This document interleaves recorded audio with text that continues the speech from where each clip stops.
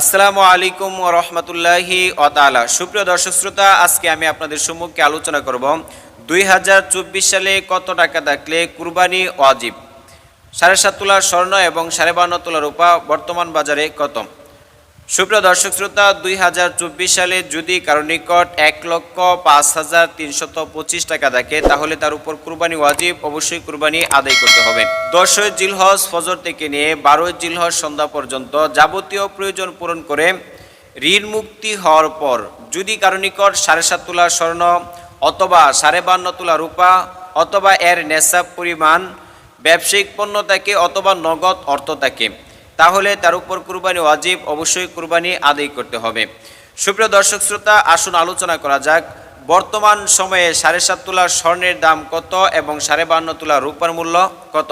আজ 6 জুন 2024 আন্তর্জাতিক বাজারের উপর নির্ভর করে বাংলাদেশ জুয়েলার্স সমিতি বাজুস কর্তৃক প্রকাশিত সর্বশেষ বিজ্ঞপ্তি অনুযায়ী জানা যায় 22 ক্যারেট, 21 ক্যারেট এবং 18 ক্যারেট স্বর্ণ এবং রূপার আলোচনা করেছে।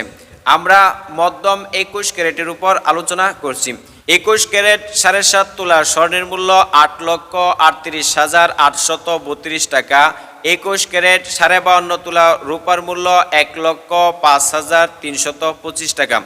সুপ্রিয় দর্শক শ্রোতা, 7.5 তোলা স্বর্ণ এবং 52.5 তোলা রূপার মূল্য অনেকটাই কম বেশি রয়েছে। বিশ্বনবী সাল্লাল্লাহু আলাইহি ওয়াসাল্লামের যুগে 7.5 তোলা স্বর্ণ এবং 52.5 তোলা রূপার মূল্য প্রায় একই ছিল।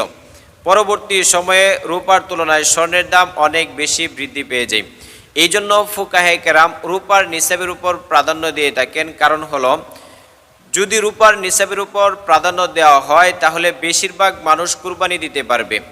এই জন্য ফুকাহে কেরামের সর্বসম্মত সিদ্ধান্ত অনুযায়ী রূপার নেসাব 1,05,325 টাকার উপর নির্ধারণ করা হয়েছে।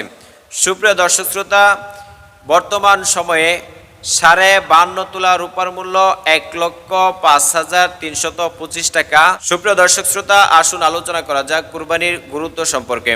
ইবনে মাজার হাদিস হযরত আবু হুরায়রা রাদিয়াল্লাহু আনহু থেকে বর্ণিত, বিশ্বনবী সাল্লাল্লাহু আলাইহি ওয়াসাল্লাম বলেন, যার সামর্থ্য থাকার সত্ত্বেও কুরবানি করলো না সে যেন আমাদের ঈদগাহে না আসে।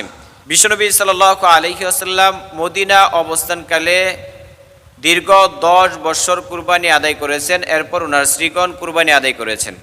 কুরবানির পশু জাহান্নামের প্রতিবন্ধক হয়। সুপ্রিয় দর্শক শ্রোতা, আমরা এই হাদিসগুলোর দ্বারা সুস্পষ্টভাবে বুঝতে পেরেছি কুরবানির গুরুত্ব অপরিসীম, অবশ্যই আমাদের কুরবানি দিতে হবে। সুপ্রিয় দর্শক শ্রোতা, আসুন আলোচনা করা যাক কুরবানির ফজিলত সম্পর্কে। সুনানে ইবনে মাজা অধ্যায় কুরবানি হাদিস নাম্বার 3127। হযরত যায়েদ ইবনে আরকাম রাদিয়াল্লাহু আনহু থেকে বর্ণিত, বিশ্বনবী সাল্লাল্লাহু আলাইহি ওয়াসাল্লাম বলেন, সাহাবায়ে কেরাম বিশ্বনবী সাল্লাল্লাহু আলাইহি ওয়াসাল্লামের কাছে জিজ্ঞাসা করেন, আমরা কেন কুরবানি করব? বিশ্বনবী সাল্লাল্লাহু আলাইহি ওয়াসাল্লাম বলেন, সেটা হলো ইব্রাহিম আলাইহিস সালাতু ওয়াসসালামের সুন্নত। সাহাবায়ে কেরাম জিজ্ঞাসা করলেন, এর দ্বারা আমাদের ফায়দা কি, আমরা কি ফজিলত অর্জন করব? বিশ্বনবী সাল্লাল্লাহু আলাইহি ওয়াসাল্লাম বলেন, এর দ্বারা প্রত্যেকটা পশমের বিনিময়ে একটি করে নেকি দেওয়া হবে। সাহাবায়ে কেরাম আবার জিজ্ঞাসা করলেন, যদি লোম বেশি হয়, পশম বেশি হয়, সেক্ষেত্রে আল্লাহ নবী বলেন, যত বেশি লোম হবে তত বেশি নেকি হবে। সুবহানাল্লাহ।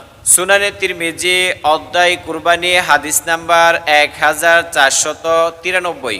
হযরত আয়েশা সিদ্দিকা রাদিয়াল্লাহু আনহা থেকে বর্ণিত, বিশ্বনবী সাল্লাল্লাহু আলাইহি ওয়াসাল্লাম বলেন, আল্লাহ তাআলার নিকট আদম সন্তানের কুরবানির দিনের সবচেয়ে বড় ইবাদত হলো কুরবানি করা। সবচেয়ে পছন্দনীয় এবং শ্রেষ্ঠ আমল হলো কুরবানি করা। সুবহানাল্লাহ।